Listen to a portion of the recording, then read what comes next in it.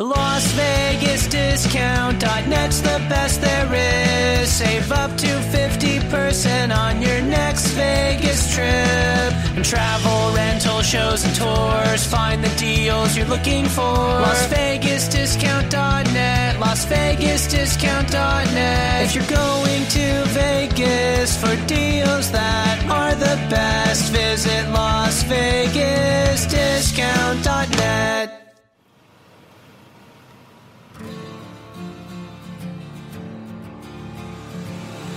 It's time to strap our boots on. This is Hi, everybody. Welcome to Challenge the Narrative. Lee Honish and, of course, Bobby Capucci. How you doing today, Bobby? We have ended Super Bowl weekend. We are back into the daily grind of the news cycle. We've had the release of the memo, and we were just talking about this. Nothing happened. Like, I don't know how people expected it to turn out like the mainstream media, like the New York Times and everybody else would just jump on board and be a part of.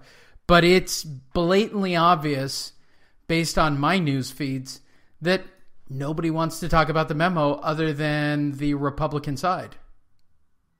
Yeah, well, here's what's going on right now with the whole entire situation. Like I said from the very beginning, all of these people, all these media types, they're in collusion with the DNC. They're all locked in. You know, there's a post that I posted on Icarus News' feed a few days ago, and it goes back and it links exactly to every single politician that was outed. A politician that has, a journalist that has connections to the DNC was outed by WikiLeaks, and you can go and read the emails for yourself. And I find it troubling that people would still keep going to these people that are obviously not looking out for the best interests of this country and get their news from them and believe lock, stock, loaded barrel what they're being told, even when the evidence is obviously pointing us a different way. Yeah, I was fairly shocked at, and I was talking to somebody else about this. I went up to go see the Super Bowl in Vegas, and on the drive up, I was talking to someone who, just in general, is just sort of, casually talking about current events, and I talked about the memo. He goes, "Oh, it's all over the news." He goes, "Fox." I said, "That's not the entire news cycle." And that's really ultimately what it came down to. It's not the full news cycle. I mean, Fox talked about it, and the conservative websites talked about it, but I'm really disappointed that mainstream media did not discuss it. And what it does is it just reinforces everything that we've been saying about the mainstream media. For a very long time when social media first came out, the mainstream media really didn't even think they needed a footprint. They didn't think they needed to have an active YouTube channel. And now all of a sudden they see the massive seismic shift of people cutting the cord and moving away from paying for, their 1984 Orwellian programming and going on to programming where they can actually look for stuff that they want to talk about, things they want to listen about, things that they want to discuss. And the news, you're not able to do that. You're given whatever they want to give you, and you're forced to lap it up unless you change the channel. And I think a lot of people are turning the channel now, and legacy media has realized that, and they're starting to try and get a bigger presence, obviously, on like YouTube and Gab and all these other platforms. But they've missed the boat on that whole entire thing. And you look at some of these commentators on YouTube, Lee, you have just normal guys that used to be reporters for like the Huffington Post, like David Seaman, who have over 200,000 subscribers, or H.A. Goodman, another fantastic channel on YouTube who wrote for many, many, many pieces, but he became disillusioned with the DNC because of first them boning Bernie, and now with this whole entire thing, the guy, him and I, we couldn't be. Okay, let's go back to that. How did they manage to get past the fact that they literally boned Bernie? I mean, that in and of itself should have been, I don't know if it's criminal, but it certainly feels like it should have been criminal. At the very least, it's intellectually dishonest. Yes, it's extremely dishonest. What they did to Bernie, and I've said this a million times, I am obviously, me and him are diametrically opposed on the political scale, but at the same time, the man deserved a fair shake, and the DNC didn't give him that. And to think that this same DNC is going to give a fair shake to somebody that they've absolutely dehumanized in Trump, I don't understand how anyone cannot see what's obviously going on. Yeah, I don't know. Look, and I'm trying to keep a completely realistic and open opinion about both sides. And for those wondering, I think the Republicans have done some grossly shitty things. I mean, grossly shitty things. And most of it basically every war that we're a part of currently.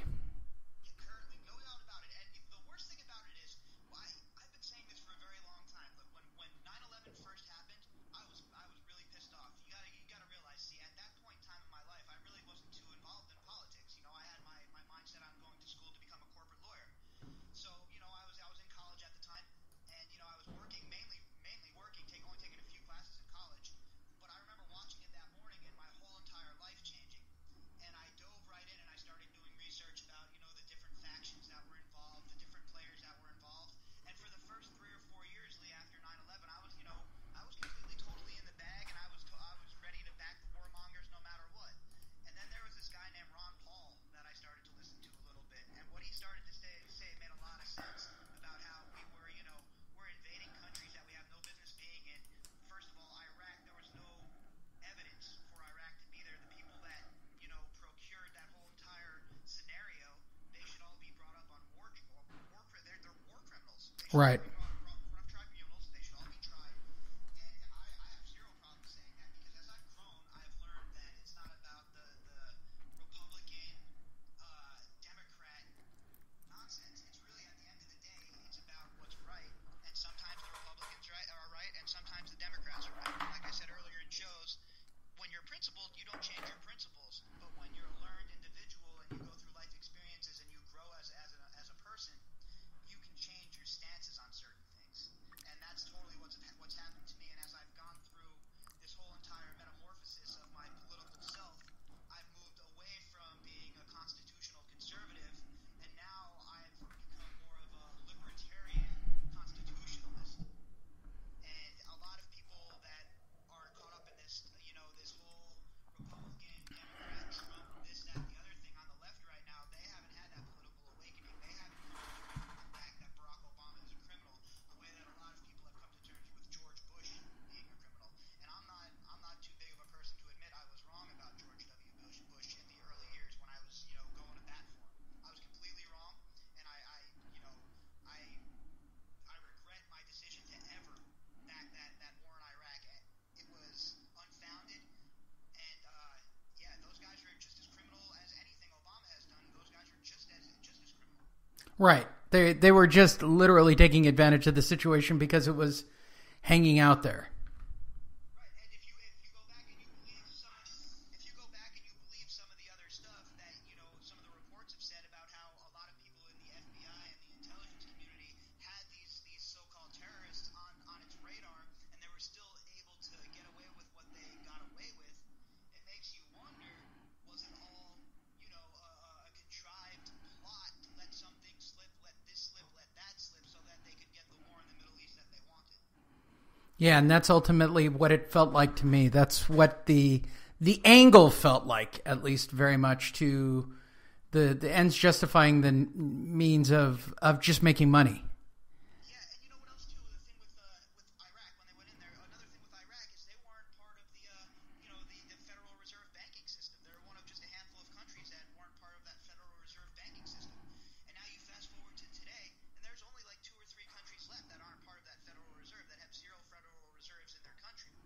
And we talked about this on the last show, how the fractional banking system and the whole entire idea of keeping people in debt is just, it's so abhorrent to me. I think it's just so, it's almost modern day slavery. Well, it's the way the system works. And it's the system that we're in and that we've approved and that we've accepted. I don't know if I can be mad at the Fed for what it's doing. Is, you know, it's like trying to piss out a forest fire. I mean, it's an already done situation and nobody seems to care. I mean, we go into college knowing full well, we have to rationally believe that when we go into college now and take out a student loan, we realize rationally that we're not going to be able to pay that off, and that's debt that we carry forever. 100%. And I tell people all the time, unless you're going in for one of the STEM STEM type Right. that kind of stuff, you're almost better off going to a trade school or just going to community college, staying locally, don't take on the burden of debt, and free yourself from being a slave to that. And a lot of people don't really understand what goes on with fractional banking and what really goes in with the Federal Reserve, and it's really it's so it's draconian to me the way that these people, this handful of powerful elite people, are able to control everything pretty much monetarily by we both know the way they manipulate markets. We see what happened in the markets the other day. A $4 trillion swing.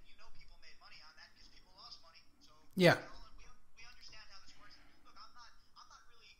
I guess my problem isn't so much with the Federal Reserve.